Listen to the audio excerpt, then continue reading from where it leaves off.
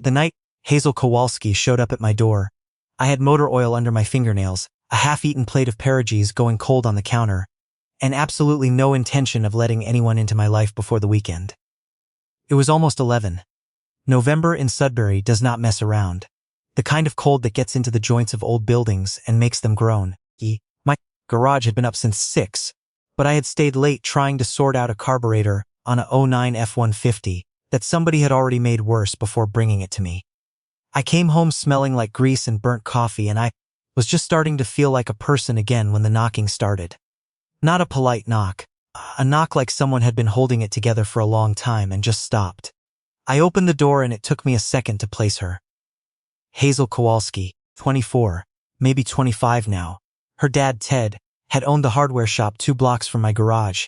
He used to drop in sometimes, not for work, just to talk. That kind of neighbor. The kind you do not realize you relied on until they are gone. Ted had passed in September, a stroke, unexpected, and I had gone to the service but had not seen Hazel since. She was standing on my step in a thin jacket that was not enough for the weather, holding a manila envelope with both hands. Her hair was damp at the edges like she had been outside for a while. She looked at me the way people look when they have practiced what to say, and then the words stopped working. "Connor," she said. Just my name. I looked past her at the empty street. No car. "You walk here?" "From the bus stop on Regent." She swallowed. "My car's in the shop. Not yours, obviously." I stepped back from the door. "Come in then." She came inside and stood on the mat while I got her a towel from the closet. She did not take her jacket off. She just pressed the towel to the sides of her face and kept holding the envelope like it might try to leave. "What happened?" "It's the estate," she said. "My dad's estate. There's a condition in the will I did not know about." She paused. "I found out today. The lawyer called at noon, and I have been sitting with it for 10 hours and I do not know what else to do. I put the kettle on because my hands needed something to do. Sit down and tell me." She sat at the kitchen table and opened the envelope. The papers inside were stapled and stamped, and had the particular look of documents that were going to cause problems for someone. She spread them flat and pointed at a paragraph near the bottom of the second page. "Dad put a condition on the shop," she said, "on me inheriting full operational control. He wrote it 2 years ago, apparently. I was never told." She stopped and I could see her working to keep her voice steady. "If I'm not legally partnered by the end of November, control of the business goes to my Uncle Bradley." I let that sit for a second. The kettle started its slow climb. "Partnered," I said. "Married or common law?" "Either one." The lawyer said it satisfies the condition either way. She looked embarrassed and angry at the same time, which I recognized as the expression of someone who is furious at a situation they cannot fix by being furious. "I think Dad meant it as protection. Bradley has been calling the shop workers since September. He told at least one of them he plans to sell the building and use the money for something else. Dad knew what Bradley was like. I think he thought having someone beside me would make it harder for Bradley to push me out." "When's the deadline?" She looked at the page. "The 30th. I counted in my head. 12 days. I poured hot water into 2 mugs. There was no real reason to make tea except that it gave the conversation somewhere to go while I thought. "And Bradley," I said. "What does he want with a hardware shop?" "He doesn't want the shop. He wants the property. Dad owned the building outright. It's on a corner lot. Bradley's already talked to a developer. I heard through Sandra at the front desk." She gave a short, humorless laugh. "He came in last week in a new jacket, talking like the inventory was already his problem to deal with." That put a specific kind of weight in my chest. I had watched Ted Kowalski keep that shop going for 20 years. He stocked things nobody else stocked anymore. He knew which contractors needed what without being asked. Losing that building to someone who saw it as an investment return felt like watching something that mattered get used as kindling. Hazel pushed one paper toward me. "Dad wrote your name in a note attached to the will. Not in the document itself, but he left a letter. He said if anything happened, you were someone who would understand what the shop meant." She did not look away when she said what came next. "I'm asking you to marry me, Connor. Or to be my partner of record. Legally, long enough to satisfy the condition." The kitchen was very quiet. I could hear the wind coming off the highway 2 streets over. I leaned back in my chair. "Hazel, I know how it sounds. I don't think you do." "I do," she said quickly. "I know it's a lot to ask. I know we are not close. But I don't have anyone else who would understand why this matters. My friends would either say yes because they feel sorry for me or say no because they're sensible. I needed someone who knew my dad. Who would get it? I rubbed the back of my neck. I was 31 years old, and I had a business I had built from a rented bay at the back of someone else's lot, a truck with 200,000 kilometers on it, and a mortgage I was managing but only just. I was not anyone's first choice for anything complicated. Are you trying to use me? I asked. Not accusatory, just direct. She looked at me for a long moment. Yes, she said, but not the way that sounds. I'm asking for help. I'm not going to pretend it's anything else. That was not what I expected her to say. A polished answer would have bounced off me. That one did not. I looked around my kitchen. The same kitchen I had repainted myself 3 years ago because the landlord would not do it, and I was tired of looking at walls the color of old teeth. The same table where I had spread out my business loan paperwork 6 years back, telling myself it would either work or it would not, and working myself toward making it work anyway. I knew what it felt like to have something that was yours and to be afraid of losing it before you had figured out how to hold it properly. If I say yes, I said, there's one condition. She sat up straighter. No performance between us. I don't want to spend the next month pretending to be something we're not in private. To the outside world, we do what needs doing. But in here, at this table, you don't put on an act, and neither do I. You tell me what's actually happening with the shop, and I'll tell you what I actually think. I paused. And if something goes wrong, you tell me before it becomes a problem.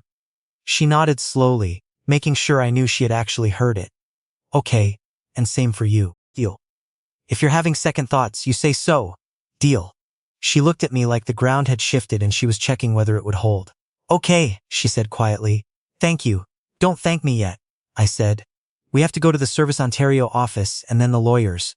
And you need a coat that's appropriate for November. That almost got a smile out of her. Almost, you. We went to the registry office 2 days later in my truck, with the heat turned all the way up and the radio off, because neither of us had anything to say that the radio would help with. Hazel wore a gray wool dress and her good coat. I wore the button-up I kept for situations that required a button-up. We filed the common law declaration with supporting documentation the lawyer had prepared. The woman at the desk looked at us the way people look when they are professionally neutral but privately curious. When we were done, Hazel stood on the sidewalk outside with the paperwork in a folder against her chest and looked at it like she was waiting for it to mean something. Now we go tell the lawyer, I said. Right. She did not move immediately. This is strange. Yes. Does it feel strange to you? I looked at her. Ask me in a week. She moved into the apartment above the shop 2 days after that because Bradley had already been letting himself into Ted's house with a spare key, and she did not want to be there anymore. She brought 2 bags and a cardboard box of her father's business records she did not trust leaving unattended. I helped her carry them up the narrow staircase. The apartment smelled like old wood and the particular closed-up smell of a space that had been lived in by the same person for a long time. I'll get it sorted, she said, looking at the boxes. I know you will. She looked over at me. You don't have to stay. I'm not staying. I'm just not in a rush. I set down the last box. Bathrooms at the end of the hall. The front window sticks in the cold. You have to lift and push at the same time.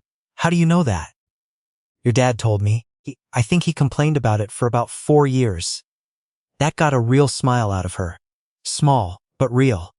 The first week was like working in a space where someone had recently rearranged all the furniture. We had coffee at the shop some mornings before I opened the garage. She would be going through the stock records or returning calls, and I would be on my second cup trying to be useful without getting in the way. She kept apologizing for taking up my time. I kept telling her to stop apologizing. By Thursday, the whole street knew. Sudbury is not a small town, but a neighborhood inside a city can be, and the Kowalski shop had been on that corner for long enough that people noticed things connected to it. The woman who ran the deli next door, Greta, caught us both coming out of the side entrance one morning. I heard, she said, looking between us with the particular expression of someone who has questions and is choosing which one to lead with. Congratulations, I suppose. It was fast, thank you, Greta, Hazel said. Greta looked at me. You're the mechanic, Connor Marsh. Yes, Ted liked you. She said it like a verdict. Then she went back inside. In the truck afterward, Hazel stared through the windshield. She thinks it's suspicious. She thinks it's interesting, I said. Different thing. It doesn't feel different. It isn't Greta's shop. She was quiet for a moment. Do you regret this yet? It's been 8 days. That's not an answer. No, I said. I don't. Bradley showed up at the shop on a Wednesday, not to buy anything.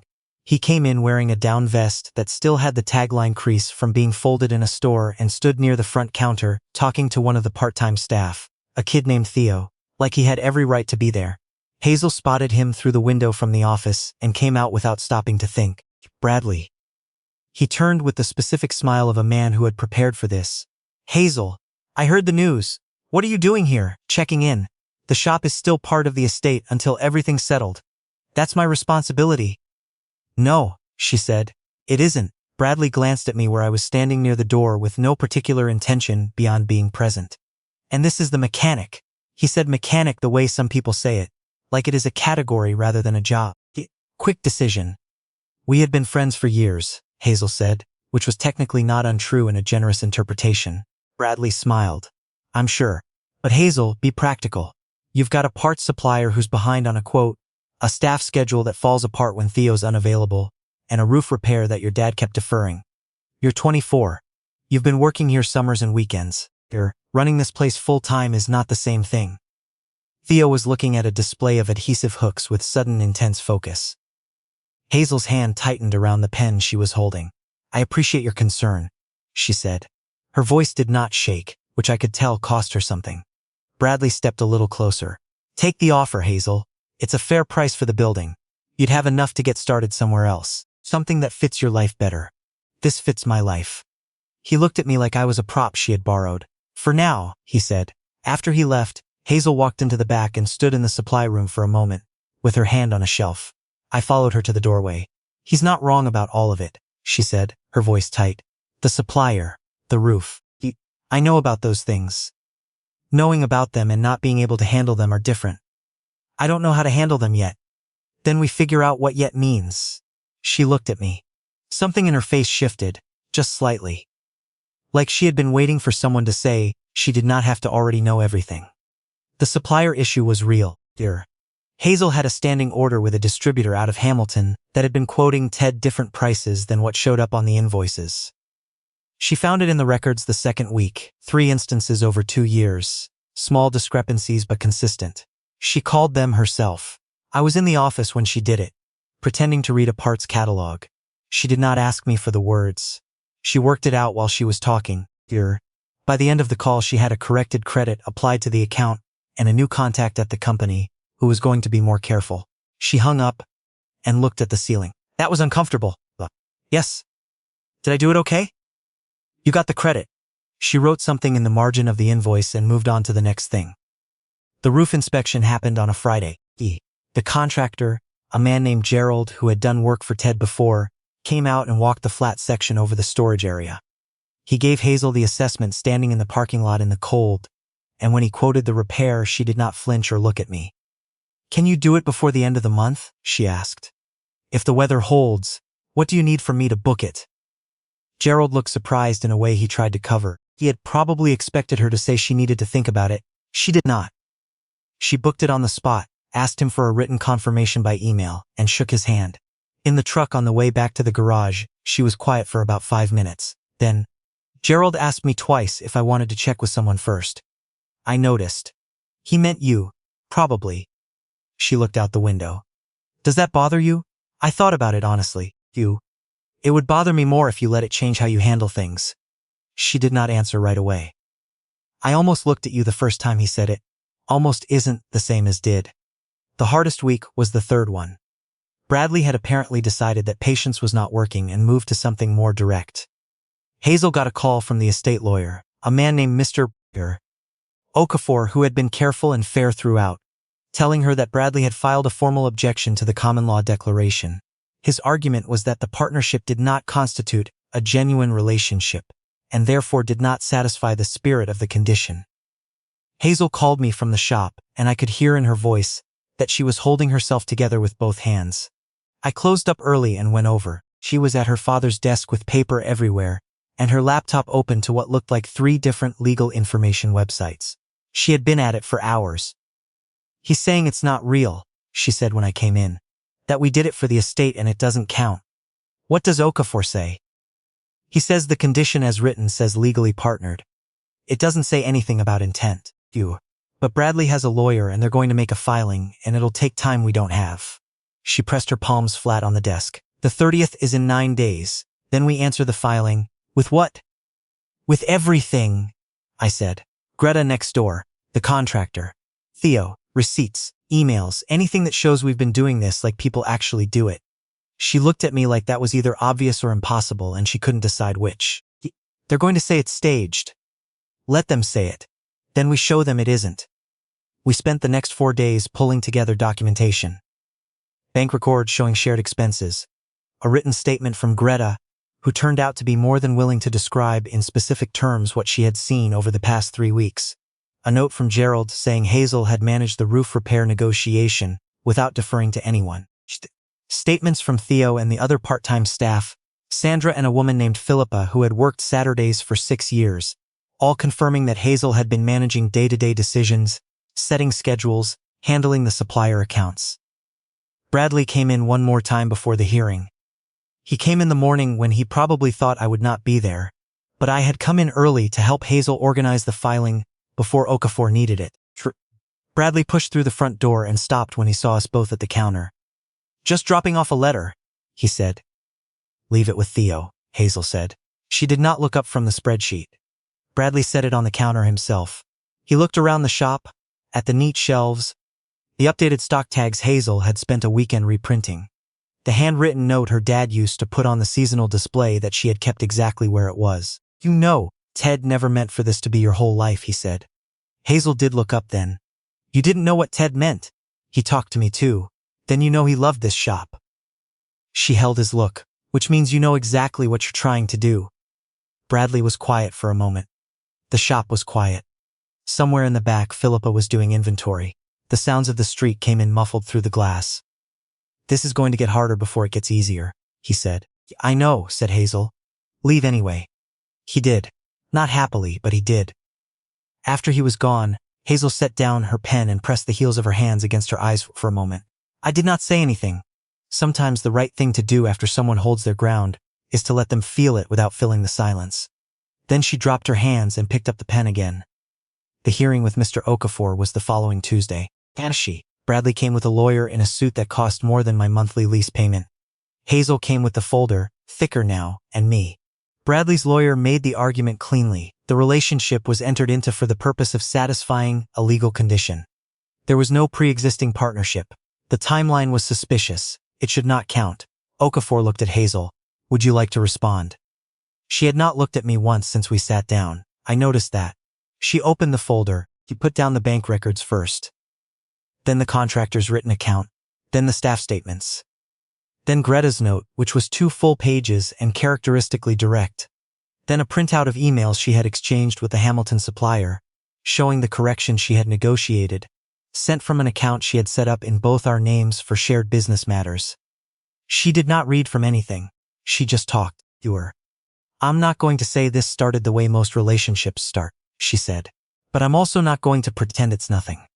In the past 3 weeks I have dealt with a supplier billing issue, booked a roof repair that my dad deferred twice, updated the stock records, renegotiated a payment schedule with one of the contractors he used, and learned that my part-time staff are more capable than anyone was giving them credit for. She paused. Connor has been here for all of it, not to make decisions for me, to be in the room while I made them, and that's different from nothing.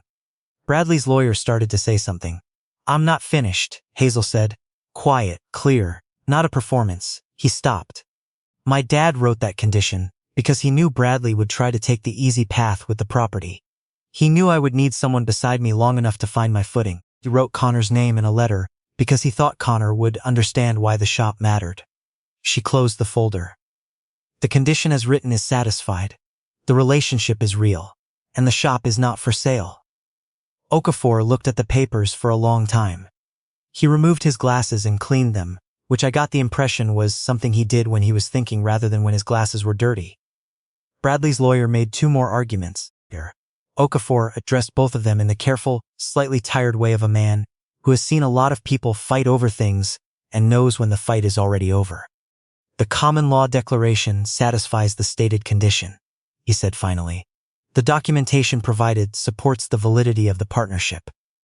The estate proceeds with Hazel Kowalski retaining operational and legal control of the property and business. Bradley's chair scraped the floor when he stood. You'll run it into the ground, he said to Hazel. She looked up at him. That's mine to do. He left. The door to Okafor's office clicked shut behind him, and the room was suddenly very quiet. Hazel sat with both hands resting on the closed folder, looking at the table. She took a breath, then another, and then she nodded once like she was accepting a weight she had been told to expect. Thank you, she said to Okafor. Your father kept thorough records, he said. That helped. We walked out into the cold afternoon. The street was doing what streets do, a delivery truck double parked. Someone walking a dog in a yellow rain jacket. The pharmacy sign cycling through its blue light. The world was entirely unaware that something had just shifted. Hazel stopped on the sidewalk outside the building and looked at the ring she had been wearing for the past 3 weeks. It had been her grandmother's, plain gold, the only thing she had thought to grab when we filed the paperwork, because it looked like what it needed to look like. It's done, she said. Looks that way. She was quiet for a moment. Then, you don't have to keep doing this. I knew what she meant. I waited. The filing's done, the conditions met. Bradley's not going to win now even if he keeps pushing. She looked at me. You helped me more than I had any right to ask, dear. But we both know how this started. If you want to step back, I'm not going to make it hard. The street was loud enough that I had to pay attention to be heard. I thought about the morning I had shown up at the shop, because she had texted me that the supplier was being difficult, and I had sat at the counter with a coffee and watched her talk herself through a negotiation she had never done before. I thought about the afternoon the roof contractor had looked past her at me, and she had answered him anyway. I thought about her at the desk with 3 tabs open and paper everywhere, working through something on her own, late, not asking. I stayed, I said, because Ted Kowalski asked me to, the way someone asks when they leave a letter instead of a phone call. She looked at me, but that's not why I'm still here. Her mouth moved slightly, not quite a question. I stayed because the person I was helping turned out to be someone I wanted to know, I said. And I would rather figure out what that means than go back to eating cold pierogies by myself and pretending that's fine. She looked at me for a long moment. The November wind came down the street, and she reached up and tucked her hair back and kept looking. That's the most you've said at one time, she said. Seemed like the right occasion. She stepped forward and put her hand in mine. It was cold. Mine probably felt like a garage in winter, rough and not particularly warm. But she did not let go. We walked back to the truck. The shop was 3 blocks over, the sign still lit in the early dark, the corner lot exactly where it had always been, and exactly where it would stay. I did not know yet what we were going to call what we were to each other. I did not know how you go from an emergency filing to something that deserves a real name. Dirt. But when we got to the door and she unlocked it, and the shop smell came out to meet us, wood and hardware and something that still reminded me of Ted. She looked at me over her shoulder, the way you look at someone you are glad is there.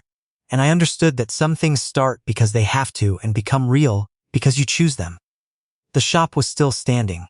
We both were too.